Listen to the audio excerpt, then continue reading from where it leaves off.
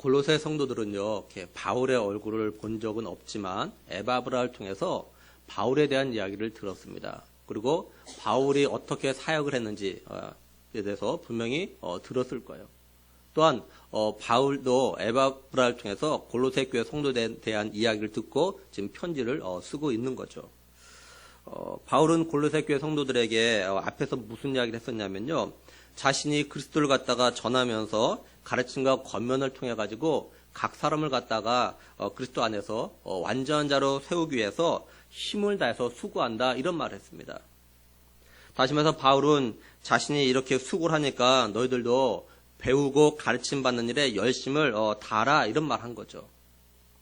바울이 이처럼 자신의 수고를 말한 다음에 오늘 말씀에서 다시 한번 바울 자신의 수고와 열심에 대해서 말을 합니다. 1절을 보면요. 내가 너희와 라오디게아에 있는 자들과 물론 내 육신의 얼굴을 보지 못한 자들 위하여 얼마나 힘쓴지를 너희가 알기를 원하노니 이렇게 말씀을 해요. 여기 힘쓰는지라는 이 헬러 단어가 무슨 뜻이냐면요. 그냥 우리가 생각하는 힘쓰다 단순히 이런 의미가 아니에요.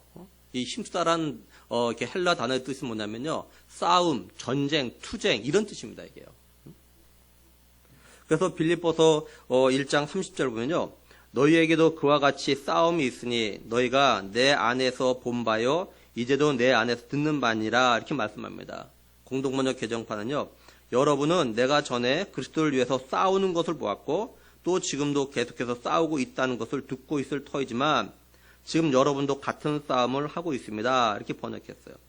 이 싸움이란 단어와요. 그 다음에 힘쓰다란 단어가 헬라어로 똑같은 단어입니다. 같은 단어예요.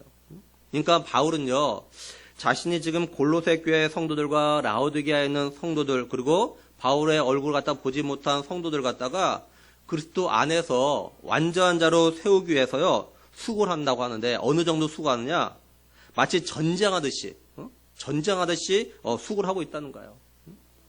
다시 말해서 바울은 자신이 지금 죽기 살기로 다 하고 있다는 겁니다. 목숨을 걸고 지금 이런 사역을 갖다 하고 있다는 거예요.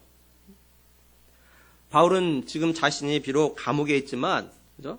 성도들이 그리스도 안에서 완전한 자로 설 수 있도록 그리스도를 갖다가 전하고 가르친 일에 자신의 목숨을 갖다가 걸고 열심을 다하고 있다는 거죠. 바울은 이걸 갖다 좀 알아달라라고 말하는 겁니다. 바울이 이렇게 자신이 어떤 자세로 어떤 마음으로 사역하고 있는지 좀 알아달라 말하는 건 바울 자신이 목숨을 걸고 이런 수고를 하니까 그리스도를 갖다가 배우며 믿음의 삶을 살아가는 너희도 좀 목숨을 걸고 배우고 믿음의 삶을 갖다가 살아가라 지금 이런 말을 하는 거예요. 그리스도를 갖다가 배우고 또한 권면을 받고 또 그리스도 안에서 완전한 자로 서기 위한 삶을 갖다가 좀 가볍게 생각하지 말라는 겁니다. 다시 말해서 그리스도 안에서 완전한 자로 서면 좋고 또 못 서면 어쩔 수 없고 이렇게 생각하지 말라는 거예요. 그러면 바울이 왜 이처럼 이런 일에 힘을 쓰고 있는 걸까요?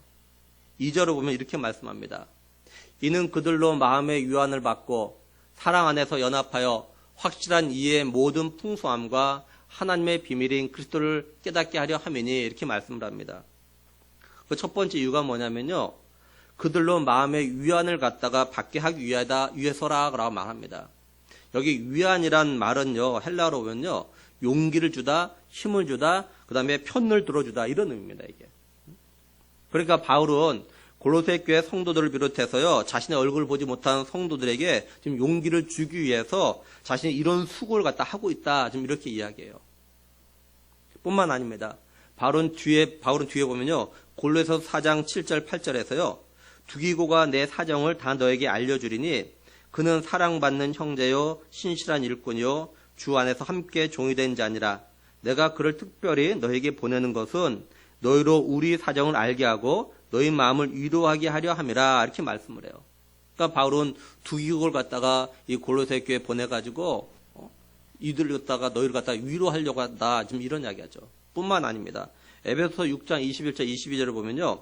나의 서정 곧 내가 무엇을 하는지 너에게도 알리려 하노니 사랑을 받은 형제요 주 안에서 진실한 일꾼인 두기고가 모든 일을 너에게 알리리라.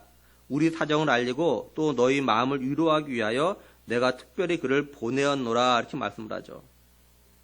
그러니까 바울은요 이렇게 때로는 자신과 함께 사역하는 두기국을 갖다가 이들 교회에서 보냈습니다. 골로새 교회 보내고 또한 에베소 교회 보내가지고 성도들의 마음을 갖다 위로하려고, 다시 말해서 성도들에게 용기를 주고 힘을 주려고 노력을 했다는 걸 갖다가 말하고 있어요.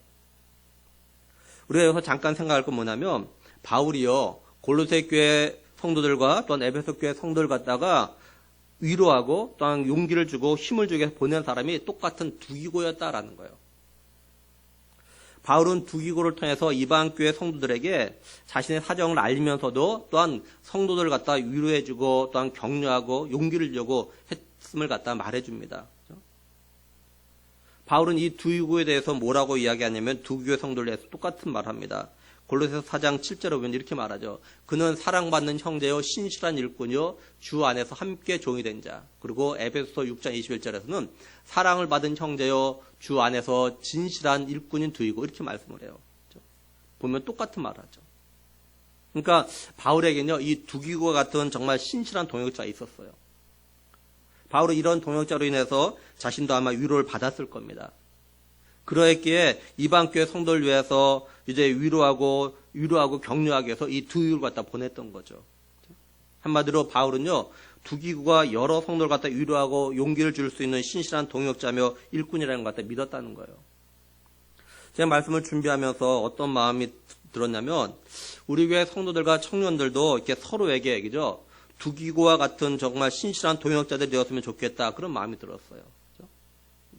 우리 성도들도 서로에게 정말 위로해 줄 수 있는, 그죠? 믿고 맡길 수 있는, 믿고 이렇게 좀 누굴 위로해 주라고 용기를 주라고 말할 수 있는 그런 서로에게 좋은 동역자가 되면 정말 좋을 것 같아요. 그죠? 이제 바울은 이처럼 골로새 교회 성도들과 라우디게아에 있는 성도들 갖다가 위로하고 용기를 주려고 전쟁하듯이 수고하고 있다, 이런 말을 했습니다. 두 번째는 뭐라냐면요, 사랑 안에서 연합하도록 하기 위해서라고 말합니다. 이 연합이란 그 헬라 단어가 가지고 있는 여러 뜻이 있어요. 어떤 뜻이 있냐면요, 함께 결합하다, 마음을 모으다, 하나의 결론에 일치하다, 같은 의견에 도달하다, 이런 뜻이 있어요. 근데요, 이 연합이란 단어가 수동태로 되어져 있습니다. 그리고 이 연합이란 단어가 어디에서 나온 거냐면요, 함께란 단어와 그 다음에 강제하다라는 이 두 단어가 합쳐서 나온 것이 연합이란 단어입니다. 그러니까 연합이란 뜻이 뭐냐면 풀어보면 이런 거예요. 강제로 마음을 모으다, 강제로 함께 결합하다, 강제로 같은 의견에 도달하다, 이런 말이에요. 그래서 이 연합이란 단어는요, 강제라는 말이 강제성이 있기 때문에 어떤 면에서는 좋은 의미가 아닐 수도 있어요. 왜냐하면 쉽게 말해서 무조건 같은 의견과 같은 생각과 같은 마음이 되어야 한다고 말하는 거니까 사실 연합이란 단어가 좋은 의미는 아닌 것 같처럼 느껴질 수 있어요. 근데 바울은요, 성도들에게 이 연합을 갖다가 어디에서 요구하고 있냐면요, 사랑 안에서 연합하라, 이렇게 말합니다. 다시 말해서 바울은요, 사랑이란 이유 때문에 성도들이 서로 마음과 뜻과 생각을 갖다가 하나 되도록 힘을 쓴다라는 거, 하나가 되도록 힘을 쓰고 있다는 거죠. 이 헬라어로 보면, 헬라어에 이렇게 사랑이라는 단어가 여러 개인데 보통 4단어가 있어요. 우리가 잘 아는 남녀 간의 사랑인 에로스라는 단어가 있고요. 그 다음에 이제 부모의 사랑을 말하는 스텔고라는 단어가 있고, 그 다음에 친구나 또는 형제 간의 사랑을 말하는 필레오라는 단어가 있습니다. 그리고 우리가 잘 아는 하나님의 사랑을 말하는 아가페라는 단어가 있어요. 오늘 말씀에서는요, 이 사랑을 갖다가 쓴 단어가 뭐냐면 아가페입니다. 아가페. 그러니까 뭐냐면 바울은요, 하나님의 사랑 안에서 성도들이 연합하기 위해서 수고를 한다는 겁니다. 다시 말해서 성도들이 하나님의 사랑을 생각하고 그 사랑으로 인해서 그 사랑에 강제해가지고요, 한 마음과 한 뜻이 되기를 원한다는 거예요. 우리가 이걸 통해서 생각해 볼 수 있는 건, 교회 공동체란 어떤 것이냐, 성도들이 하나님의 사랑 때문에 하나님의 사랑으로 마음과 생각과 그리고 뜻이 하나가 되어야 하는 곳이라, 이렇게 정의를 내릴 수 있어요. 다시 말해서 교회 공동체는요, 에로스나 스텔고나 또는 필레와 같은 사랑으로 하나 되는 것이 아니라는 거죠. 또 이런 사랑이 개입하면 안 되고 오직 하나님의 사랑으로 하나가 되어야 하는 그런 곳이라는 겁니다. 왜냐하면 교회는요, 하나님의 사랑에 의해서 세워진 곳이기 때문에 그래요. 그러니까 교회 공동체 성도들은요, 하나님의 사랑을 생각하고 서로의 생각과 뜻을 갖다 좀 내려놓고 하나님의 사랑 안에서 마음과 생각과 뜻을 갖다가 하나로 만드는 곳이라는 거죠. 근데 사실 교회 공동체 성도들이 이게 잘 안 돼요. 그죠? 안 돼요. 바울이 교회 공동체 성도들이 이렇게 되도록 하기 위해서 그래서 전쟁하듯 힘을 쓴다 이렇게 말하고 있는 거예요. 하나님의 사랑으로 인해서 세워진 교회 공동체에 있는 성도들이 사랑으로 연합되면 좋은데 이게 쉽지가 않아요. 잘 안 돼요, 이게. 그래서 바울이 너희들이 정말로 사랑 안에서 연합하도록 하기 위해서 내가 목숨을 걸고 내가 힘쓰고 있다. 그런 이야기하는 거예요. 그러니까 너희들도 하나님의 사랑으로 좀 하나가 되는데 좀 마음을 다해라. 좀 이런 말을 하고 있는 겁니다, 이게. 그렇죠? 이건 어느 우리 교회를 비롯해서 한국 교회도 똑같이 적용되는 거예요. 사랑 안에서, 다시 말해서 하나님의 사랑 안에서 성도들이 서로 마음과 뜻과 생각이 하나 되도록 노력을 해야 돼요. 근데 이건 어느 한두 사람만 노력해서 되는 것이 아닙니다. 구성원 모두 다가 같이 이런 노력을 해야 돼요. 다 같이 하나님의 사랑 안에서 한 마음 되려고, 한 뜻 되려고 같이 노력을 해야 돼요. 그래서 이 연합이라는 단어가요, 헬라어로 보면요, 단수가 아니라 복수입니다, 복수. 모두 다 연합하려고 노력해라. 그런 말이겠죠. 따라서 우리들이요, 교회 안에서 연합하기 위해서 우리 모두 다 노력을 해야 돼요. 먼저 우리 자신의 생각과 뜻과 이런 것 갖다, 주장을 갖다 다 내려놔야 돼요. 그러면서 하나님의 뜻과 생각을 갖다가 함께 생각하고 함께 찾아야 되는 거죠. 성도들이 이렇게 우리가 내 생각을 내려놓고 하나님의 뜻과 생각을 좀 찾아보자 이렇게 노력하는 이것부터가 그죠? 사랑 안에서 연합되어지는 그런 과정이라는 거예요. 이게. 그렇죠? 세 번째는요, 하나님의 비밀인 그리스도를 갖다 깨닫게 하기 위해서라고 이야기합니다. 여기 깨닫다라는 헬라 단어는 어떤 뜻을 가지고 있는 거냐면요, 정확하고 올바른 지식 이런 뜻입니다. 이게 그냥 단순하게 깨닫다 몰라가 깨닫다 그런 의미가 아니라요. 이 헬라어로 보면요, 정확하고 올바른 지식 이게 이제 깨닫다라는 이 단어에게. 바울이 골로새 교회 성도를 비롯해서 라오디게아에 있는 성도들과 또한 자신의 얼굴을 보지 못한 성도를 위해서 힘쓴 이유가 하나님의 비밀인 그리스도에 대해서 좀 정확하고 올바른 지식을 가질 수 있게 해서라고 이야기합니다. 바울이 이렇게 말하는 거 보면요, 골로새 지역과 또한 라오디아 지역에 이제 그 거짓 선생들과 또한 그리스도에 대해서 잘못된 가르침이 있다는 걸 알 수가 있는 거죠.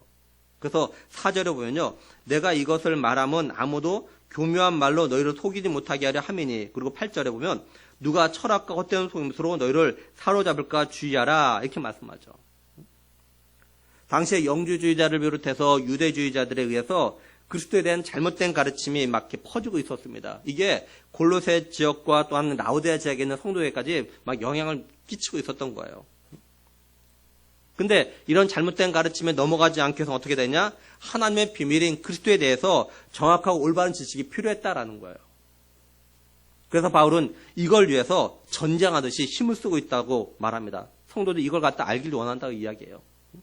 다시 말해서 바울은 내가 하나님의 비밀인 그리스도에 대해서 좀 바르게 전하고 가르치려고 노력하고 있으니까 성도들 너희들도 좀 그리스도에 대한 올바른 지식을 갖다가 알려고 좀 노력하길 원한다. 지금 이런 말 하는 거예요. 그리고 바울이 골로새 교회 성도들과 라오디게아와 그다음에 그 외에 자신의 얼굴을 갖다 보지 못한 성도들에게요, 하나님의 비밀인 이 그리스도에 대해서 보다 정확하고 올바른 지식을 갖다 알려주기 위해서 왜 힘쓰느냐? 3절에 보면 이렇게 말씀합니다. 그 안에는 지혜와 지식의 모든 보화가 감춰져 있느니라 이렇게 말씀하고 있어요. 여기 그는 하나님의 비밀인 그리스도를 갖다 말합니다. 그러니까 그리스도 안에 지혜와 지식의 모든 보화가 감춰 있기 때문이라는 거예요. 다시 말해서 그리스도에 대해서 정확하고 올바르게 듣고 배우지 않으면 그리스도 안에 감추어져 있는 지혜와 지식의 모든 보화를 갖다가 발견할 수 없기 때문이라는 거죠. 그러니까 성도들이 그리스도에 대해서 제대로 잘 듣고 배워야 그리스도 안에 감추어져 있는 지혜와 지식의 모든 보화를 갖다 발견할 수 있고, 또 그 모든 보화를 갖다 발견했을 때 기쁨이 있고 즐거움이 있고, 그래서 믿음의 삶을 살아갈 때 힘이 된다라는 거죠. 그래서 바울은 이것을 위해서 힘쓴다 이렇게 이야기합니다. 어쩌면 바울은요, 빌립보서 3장 7절에서 9절에서 그러나 무엇이든지 내게 유익하던 것을 내가 그리스도를 위하여 다 해로 여길 뿐더러 또한 모든 것을 해로 여김은 내 주 그리스도 예수를 아는 지식이 가장 고상하기 때문이라. 내가 그를 위하여 모든 것을 잃어버리고 배설물로 여김은 그리스도를 얻고 그 안에서 발견되려 함이니. 자신이 이렇게 고백한 대로, 그죠? 자신이 경험한 걸 골로새 교회 성도들도 깨닫고 경험하고 또한 같이 고백하기를 아마 원했을 겁니다. 그러니까 바울이 했던 이런 고백과 결단은요, 하나님의 비밀인 그리스도에 대해서 정확하고 올바른 지식을 가지게 된다면, 다시 말해서 그리스도 안에 감추인 지혜와 지식을 모든 부활을 갖다 발견만 하기만 한다면 누구나 이런 고백을 갖다 할 수 있다라는 거예요. 반대로 말하면 그리스도 안에 감추인 지혜와 지식의 모든 부활을 갖다 발견하지 못한다면, 하나님의 비밀인 그리스도에 대해서 정확하고 올바른 지식을 갖다 알지 못한다면 바울이 했던 이런 고백과 결단을 할 수 없다라는 거예요. 이건 오늘 우리들도 마찬가지입니다. 우리가 찬송가 94장을 갖다 부를 때가 종종 있어요. 주 예수보다 귀한 것 없네. 이 세상 부귀와 바꿀 수 없네. 영 죽은 내 대신 돌아가신 그 놀라운 사랑 잊지 못해. 주 예수보다 더 귀한 것 없네. 이 세상 명예와 바꿀 수 없네. 이전에 즐기던 세상 일도 주 사랑하는 마음 뺏지 못해. 주 예수보다 더 귀한 것 없네. 이 세상 행복과 바꿀 수 없네. 유혹과 핍박이 몰려와도 주 섬기는 내 맘 변치 않아. 세상 즐거움 다 버리고 세상 자랑 다 버렸네. 주 예수보다 더 귀한 것 없네. 예수밖에 없네. 이 찬송을 갖다가 우리의 신앙 고백처럼 부를 수 있으려면 어떻게 되냐? 오늘 우리들도요, 진실로 하나님의 비밀인 예수 그리스도에 대해서 정확하고 올바른 지식을 갖다 가져야 한다라는 거예요. 그리고 우리가 그리스도 안에 감춰져 있는 지혜와 지식의 모든 부활을 갖다 발견할 때 진실로 예수 그리스도가 이 세상에서 가장 귀하다는 것을 갖다가 깨닫게 되는 거죠.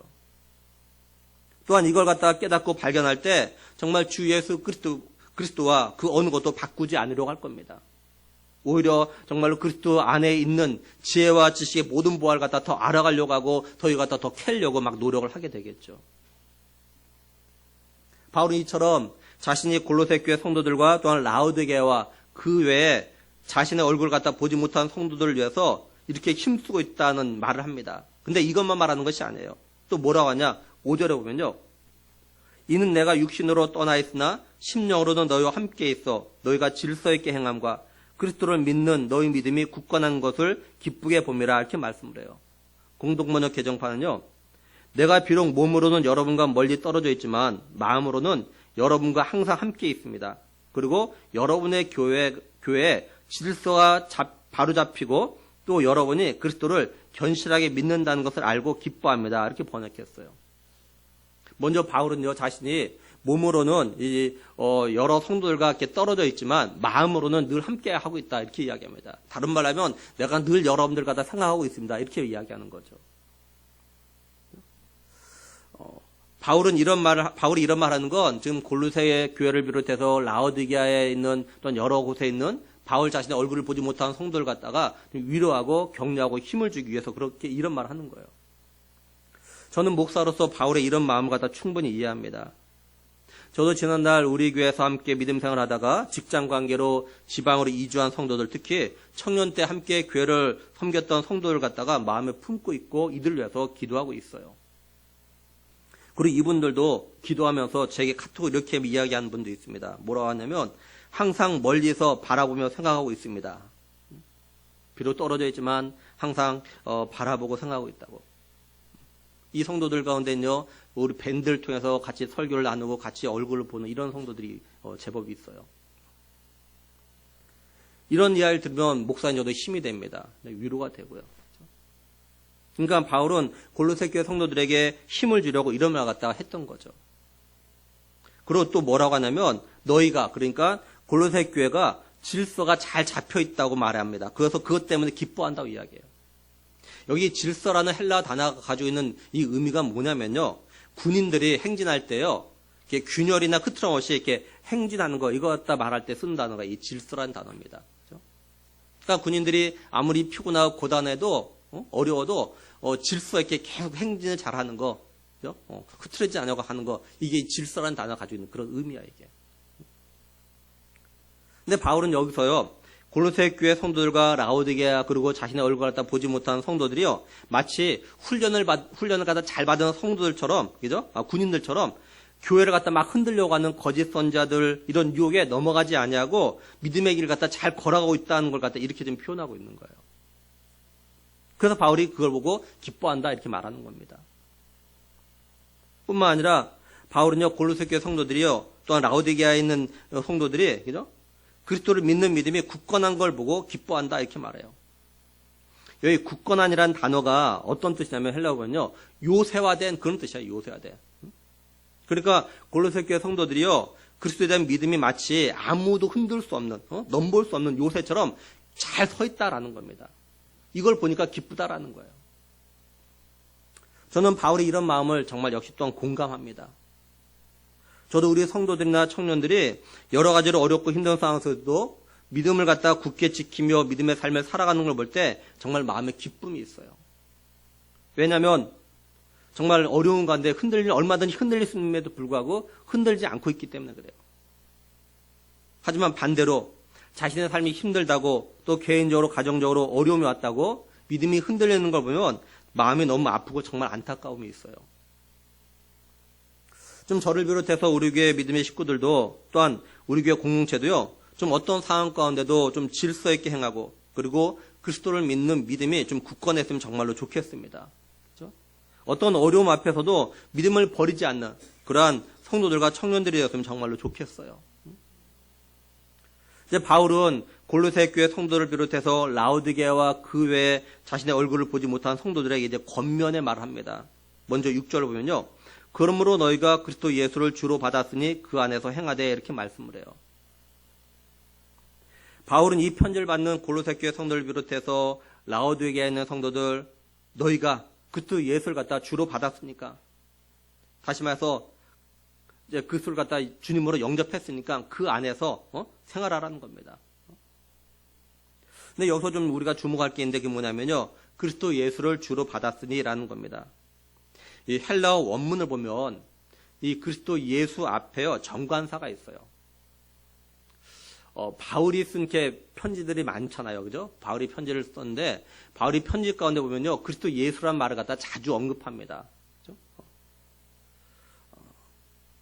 근데 그리스도 예수라는 말을 갖다가 자주 언급하는데 다른 서신에서 이 그리스도 예수라고 쓰는 단어와 헬라어 단어와 그 다음에 오늘 6절에 많은 그리스도 예수라는 단어가 좀 약간 다른 점이 있어요. 그게 뭐냐면 다른 곳에서는요 그리스도 예수라는 이렇게 말을 할 때 이 정관사를 쓰지 않습니다. 또 정관사 쓰다도 하나하나 쓸 때가 있어요. 예를 들면 골로새 1장 1절에 보면요 하나님의 뜻으로 말미암아 그리스도 예수의 사도된 바울과 또 4절에 이는 그리스도 예수 안에 너희의 믿음과 이렇게 되어져 있어요. 분명히 같은 골로새서 앞에 있는데도 그리스도 예수란 말 썼는데 여기 1장 1절과 4절에는요 이 정관사가 없어요. 여기에는 단 이 6절에서만 지금 정관사를 집어넣어가지고 그리스도 예수 이렇게 이야기합니다. 하나의 정관사 사용해가지고. 그러니까 바울이 의도적으로 지금 6절에서는요 정관사를 갖다 사용하고 있다는 거예요. 의도적으로. 그 이유가 있어요. 그 이유가 뭐냐면 영주자들과 거짓 선생들 때문에 그렇습니다. 이들은 하나님의 아들로서 다시 말해서 예수님의 신성과 그리고 예수님의 역사적 인물, 다시 말해서 예수님의 인성을 갖다 자꾸 분리시키려고 해요. 분리시키려고. 그래서 바울은 예수 그리스도는 인성과 신성을 가지신 우리의 유일한 구원자라는 걸 갖다 강조하기 위해서 의도적으로요, 이 정관사 하나를 사용해서 그리스도 예수를 갖다 하나로 묶었던 거예요. 그러니까 바울은 골로새 교회 성도들과 라오디게아 있는 성도들이 이처럼 신성과 인성을 가지신 그리스도 예수를 갖다가 주님으로 영접했으니까 무슨 일이 있어도 그 주님을 갖다가 모시고 살아가라, 이걸 갖다 좀 권면합니다. 누가 뭐라 해도 예수 그리스도의 신성과 인성을 갖다가 의심하지 말라라는 거예요. 이건 오늘 우리에도 똑같아요. 우리들도 예수님의 신성과 인성을 갖다가 다 가지신 분이라는 걸 갖다가 좀 믿어야 합니다. 예수님은 하나님의 아들이시면서 또한 인간의 몸을 가지고 이 땅에 오셨어요. 이걸 믿어야 돼요. 그래야지 우리의 믿음이 온전해집니다. 지난번에도 말씀드렸지만 예수님이 하나님이시면서 또 완전한 인간이 되셔야 되는 이유는 그래야만 우리의 구원자가 되실 수 있기 때문에 그래요. 그러니까 우리들이 예수님의 인성과 신성을 갖다 믿어야 우리의 구원이 온전해질 수 있는 겁니다. 이제 바울은 그리스도 예수를 갖다가 주로 받았으니까 그 안에서 살아가라고 합니다. 그렇다면 그리스도 예수 안에서 어떻게 살아가야 할까라는 거예요. 그리스도 안에서 뭘 하면서 살아가야 할까라는 겁니다. 실제로 보면요, 그 안에 뿌리를 박으며 세움을 받아 교훈을 받은 대로 믿음에 굳게 서서 감사함을 넘치게 하라 이렇게 말씀합니다. 바울은 여기서요 4개의 동사를 갖다 사용하고 있어요. 먼저 그 안에 뿌리를 박으며라고 이렇게 동사를 사용합니다. 여기 뿌리를 박으며란 동사가 시제가 뭘로 되냐면 완료형으로 되어져 있어요. 완료형. 이게 무슨 말이냐면 골로새 교회 성도들과 또한 라오디게아에 있는 성도들이요 이미 그리스도 예수를 갖다가 이렇게 믿고 그 안에 믿음의 뿌리를 갖다 내렸다라고 이야기하는 거야. 내렸다. 이미 뿌리를 내렸다. 내려야 한다 아니야. 이미 너희들 내리고 있다. 이 이야기하고 있는 거예요. 다시 말해서 이 성도들은요 이미 그리스도 예수를 갖다 주님으로 영접했다는 겁니다. 이미 그리스도 예수 안에 뿌리를 갖다 내리고 있다는 말을 다른 말로 표현하면 이렇게 할 수도 있겠죠. 포도나무이신 예수님께 가진 성도들이 잘 붙어있는 그런 거죠. 그러니까 바울은 성도들의 믿음의 생활을 갖다 마치 나무가 자라는 것에 좀 비유를 하고 있는 거예요. 나무가 뿌리를 갖다가 잘 받고 있으면 또 가지가 나무에 잘 붙어 있으면 잘 자라게 되어져 있죠. 우리 성도들이 자신의 믿음의 뿌리를 갖다가 예수 그리스도 안에 내리고 있다는 건 뭐냐면 예수님과 유기적인 관계를 갖다 맺으며 살아간다는 말이에요. 다시 말해서 성도들이요 예수님과 인격적인 만남이 있고 그래서 계속해서 이제 예수님과 그런 인격적인 교제를 갖다 나누면서 살아가게 된다는 걸 말해요. 그렇게 되어지면 이제 영적으로 계속해서 자라고 성장하고 성숙해진다라는 거죠. 이처럼 자신의 믿음의 삶을 갖다가 그리스도 예수 안에서 뿌리를 갖다 깊이 잘 내리고 살아가는 성도는요 자신의 삶의 환경에 어떤 어려움이 와도 쉽게 흔들리지 않고 꿋꿋하게 믿음으로 그 모든 상황을 갖다 다 이겨나가게 되어져 있다라는 거예요.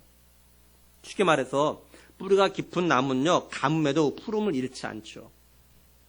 왜냐하면 자신의 뿌리를 갖다가 땅 깊은 곳에 이렇게 쭉 잘 내리고 있기 때문에 깊은 곳에서부터 수분을 빨아들여 가지고 가지에 이렇게 잘 전달하고 하기 때문에 그래요. 따라서 우리 성도들이 자신의 믿음의 삶을 갖다가 그리스도 예수 안에 제대로 이렇게 뿌리를 갖다 깊이 내리고 있으면 어떤 환경 가운데서도 어떤 어려움과 고통과 아픔이 있어도 믿음이 흔들리지 않냐고 계속해서 믿음의 삶을 갖다가 살아가고 또 믿음이 자라고 더욱더 성숙해진다라는 겁니다.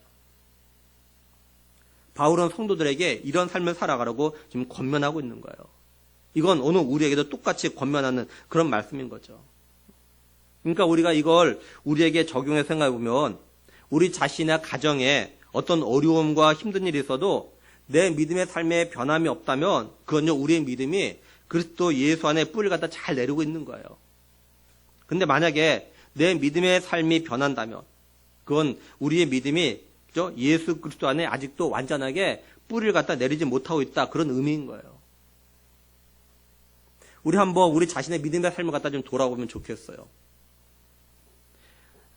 내가 지금 나의 믿음의 삶을 갖다가 그리스도 예수 안에 뿌리를 갖다가 잘 내리고 살아가고 있는가? 나는 어떤 어려움과 힘든 시간 속에서도 변함없이 그리스도 예수와 인격적인 교제한 만남을 가지고 그리고 주님으로부터 오는 위로와 힘을 계속 받아가지고 지금의 어렵고 힘든 상황들 갖다 잘 이겨나가고 있는가? 아니면 내 믿음의 삶의 뿌리가 막 흔들리고 있는가? 그렇죠? 한번 우리의 믿음의 삶을 좀 돌아봐야 돼요. 우리 성도들은요, 자신의 믿음의 삶의 뿌리를 갖다가 어떤 돈이나 건강이나 또는 사람이나 일터나 세상 환경에 내리면 안 되고요. 우리의 믿음의 주인이시며 또 완성자이신 예수 그리스도에게 내려야 한다는 것을 갖다 좀 우리가 꼭 기억했으면 좋겠어요. 다음으로 뭐라고 하냐면요. 세움을 받아 이 동사를 갖다 사용합니다. 이 세움을 받아라는 말은요. 건물을 갖다 세워나가는 걸 갖다 말합니다. 건물. 그러니까 바울은 우리 성도들의 믿음의 삶은요. 그리스도 안에서 마치 건물을 세우는 것 같다 이런 말을 하는 거예요. 제가 몇 번 말씀드렸지만 저는 아직 홍콩에 가보지 않았지만 책을 통해서 홍콩에 대한 이야기를 들은 것이 있어요. 그게 뭐냐면 홍콩에는요. 산 위에도 이렇게 40층의 고층 건물 갖다가 이렇게 세운 걸 갖다 쉽게 볼 수 있다고 합니다. 그것도 아주 빽빽하게. 우리의 상식으로는 이 고층 건물 같은 거는 좀 평수가 넓은 평지 같은 데서 가능한데 홍콩에서는요. 우리의 상식을 뛰어넘는 그런 건물들이 많대요. 홍콩에 이런 상식을 뛰어넘는 건물을 세울 수 있는 이유가 있는데 그게 뭐냐면요. 홍콩 전체 지반이 안반이기 때문입니다. 그렇기 때문에 산이나 평지나 관계없이 높은 건물 갖다 지을 수 있대요. 마찬가지로 우리 성도들의 믿음의 삶이 그리스도 예수 안에 세운다는 건 예수님이 우리의 반석이 되시기 때문에 우리가 예수님 위에 우리의 믿음의 삶을 세워가면 어떤 비바람이 와도 어떤 어려움과 힘든 일이 닥쳐도 때로는 어떤 지진과 진앙이 발생한다 할지라도 흔들리지 않냐고 또 금이 가지 않냐고 든든히 설 수 있다 이런 말을 하는 거예요. 이게. 아무리 좁은 땅이라도 산 위라 할지라도 집안이 안반이기 때문에 고층 건물 갖다 세울 수 있는 것처럼 진정으로 우리가 주님 안에 기초해서 우리의 인생을 갖다 살아나간다면 건설해 나간다면 세상 사람들의 상식을 무너뜨리는 정말 높고 튼튼한 믿음을 갖다가 잘 세워나갈 수 있다라는 거예요. 근데 이 세움을 받아라는 이 헬라어 단어가 시제가 뭐로 되었냐면요. 현재형으로 되어졌어요. 이게 뭘 말하냐면 그리스도 안에서요. 계속해서 믿음의 삶과 믿음의 건물을 갖다 올려가야 한다. 이걸 갖다 말하는 겁니다. 결국 우리의 믿음의 삶은 예수님이 다시 이 땅에 오시는 그날까지 또는 우리가 예수님 앞에 가는 그날까지요. 계속 믿음의 건물을 세우는 삶을 갖다가 살아가야 한다는 거예요. 다시 말하면 우리의 믿음의 완성은 언제나 예수님이 다시 오실 때 우리의 믿음이 완성된다는 거죠. 다음으로 이제 교훈을 받은 대로 믿음에 서서라는 동사를 사용합니다. 바울은요 성도들에게 무슨 말 하냐면 너희가 이미 받은 교훈, 그 믿음을 갖다 굳게 세우라고 이야기합니다. 쉽게 말하면 너희가 에바브라를 통해서 이렇게 믿음을 들었고 또한 가르침을 받았으니까 거기 위에 믿음을 갖다 잘 세워 나가라 이런 이야기하는 거예요. 여기 굳게 서서라는 단어도요 현재형으로 되어져 있어요. 그러니까 무슨 말이냐면 이미 너희가 받은 교훈과 가르침대로 믿음의 삶을 갖다가 더욱 굳게 세우는 삶을 갖다가 계속해서 살아가라라는 말이에요. 이게. 다시 말해서 주위에서 어떤 가르침, 어떤 교훈이 들려와도 쉽게 말하면 이 당시에는 영주주의나 또는 이단들이 또는 유대주의자들이 막 뭐라고 말해도 이런 말에 흔들리지 말고 너희가 듣고 배운 그 말씀 위에 그 가르침에 믿음을 갖다가 세워나가라 지금 이런 말 하는 거예요. 이때나 오늘날이나 어떤 일들이 있냐면 사람들이요 자꾸 새로운 가르침이나 새로운 교훈을 갖다가 찾아다닌다라는 거예요. 근데 사실은요 해 아래 새로운 것이 없어요. 단지 말을 바꾸어서 표현하는 것뿐이고 때로는 자극적인 말을 통해서 마치 새로운 걸 말하는 것처럼 이렇게 들리게 하는 거예요. 그런데 이런 말에 성도들도요 쉽게 넘어가는 그런 경우들이 있어요. 제가 몇 년 전에 제가 아는 장로님과 이제 전화를 하게 되었습니다. 근데 그 장로님이 이런저런 말씀하시다가 갑자기 뭐라고 하냐면요. 자신이 최근에 로마서를 읽다가 접붙임을 받았다는 말을 처음 받고 또한 은혜 받았다 이런 이야기 하는 거예요. 제가 그 말 들으면서 옳다고 긍정하면서도 한편으로는 아니 어떻게 장로님이 되셔가지고 접붙임 받았다는 말 갖다가 처음 보고 또한 처음 듣는 말 할까. 혼자서 참 이렇게 한숨을 내신 적이 있어요. 제가 무슨 말씀 드리고자 하냐면 그렇게 오랜 시간 동안 신앙생활을 한다고 했으면서도 성경을 갖다 제대로 집중해서 읽지도 않고 또는 설교를 들을 때도 잘 듣지 않으면서 누가 밖에서 하는 말은 듣고 마치 처음 듣는 것처럼 생각하고 또 마치 처음 새로운 가르침을 듣는 것처럼 생각하고 그걸 갖다 따라가는 사람들이 생각보다 많다라는 거예요. 그래서 교회에 오래 나오고 심지어는 직분을 받았음에도 이단이 하는 말에 은혜를 받는다고 하고 또 이단을 따라가는 사람들 그래서 생기는 겁니다. 이런 일들이 바울이 사역할 당시나 오늘날이나 똑같이 일어나고 있다는 거죠. 그래서 바울이 너희가 이미 받은 교훈대로 너희가 이미 가르침을 받은 대로 거기에 지금 믿음을 굳게 서라 지금 이렇게 권면하는 겁니다. 바라는 거는 우리 성도들과 우리 청년들이 좀 성경을 갖다 꾸준히 좀 읽고 또 설교 들을 때도 지금 집중해서 잘 듣고 그리고 구역 모임이나 또한 성경 공부를 할 때도 좀 더 열심을 다해서 좀 믿음을 갖다 잘 세워나갔으면 정말로 좋겠습니다. 바울이 이제 마지막으로 뭐라고 하냐면요. 감사함을 넘치게 하라라는 동사를 사용합니다. 이 넘치게 하라는 단어도 현재형으로 되어져 있어요. 그러니까 바울은 뭐냐면 그리스도 예수 안에서 믿음의 삶을 살아가는 성도는 현재 자신의 삶에 일어나는 여러 일들 통해서 감사하는 삶을 갖다 살아가라라는 거예요. 근데 이런 감사를 넘치게 하라는 건 뭐냐면 결국 뭐냐면 범사에 감사하라 이런 말인 거예요. 이게. 사실 우리들의 삶에요.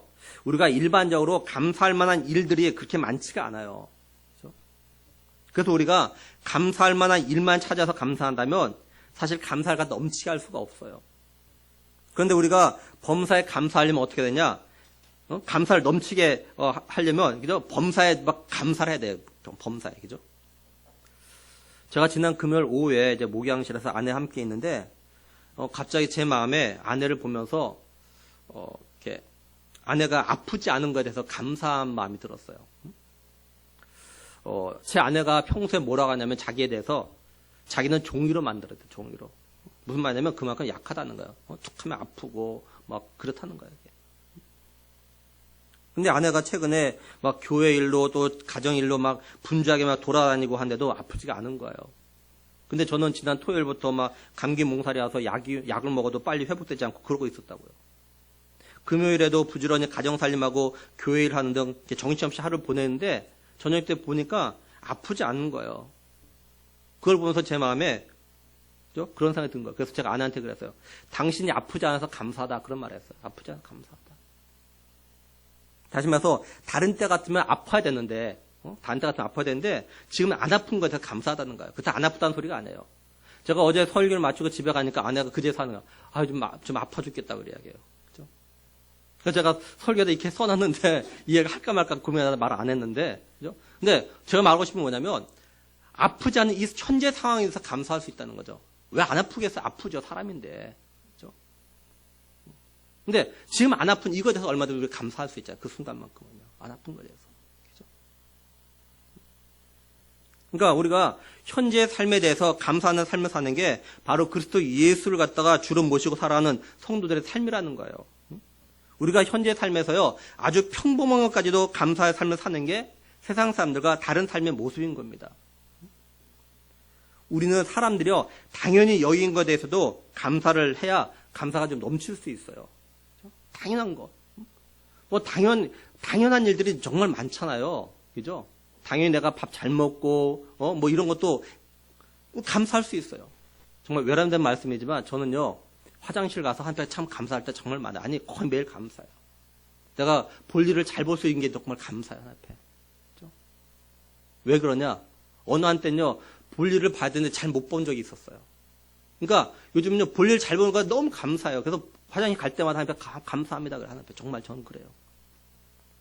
당연하잖아요. 잘 먹고 볼 일 잘 보고 이런 게 당연한 건데도 불구하고 우리는 여기 이런 데서 감사 잘 안 해요. 당연한 거니까. 근데 우리가 감사 넘치려면 이런 당연한 것에서 감사가 나와야 돼요. 그러면 감사가 넘쳐요. 그렇죠? 하나님에 대해서도 그렇고 우리가 같이 더불어 사는 사람에 대해서요. 우리가 당연한 것에서 감사하면 우리의 삶에 감사가 넘칠 수 있다고요. 그렇죠? 우리가 이렇게 감사가 넘치게 되면 어떤 일이 생기냐. 우리 마음에 정말 기쁨이 있어요. 여러분 감사한데 마음에 막 불만이 있고 원망하는 일이 생긴 적이 있습니까 여러분? 아닐 거예요. 정말 마음에 감사하면요. 기쁨이 있어요. 마음이 평안합니다. 감사가 없으니까 마음이 평안하지가 않고 기쁘지 않고 막 그러는 거예요. 믿음의 삶을 사는 것도 마찬가지예요. 우리가 믿음의 삶을 살아가는데 정말 그리스도 예수 안에서 믿음의 삶을 살아가는데 하나님에 대해서 그리고 더불어 같이 사는 사람들에서 감사할 것만 찾아서 감사하면요. 늘 마음의 평안함을 유지하면서 살아갈 수 있어요. 근데 감사가 없으니까 평안함이 없는 거죠. 자꾸. 기쁨도 없고. 그렇죠? 믿음의 삶을 살아간다 하면서도 기쁨이 없어요. 그렇죠? 그래서 바울은 이야기하는 거야. 좀 감사를 넘치게 해라. 감사를 넘치게 해라.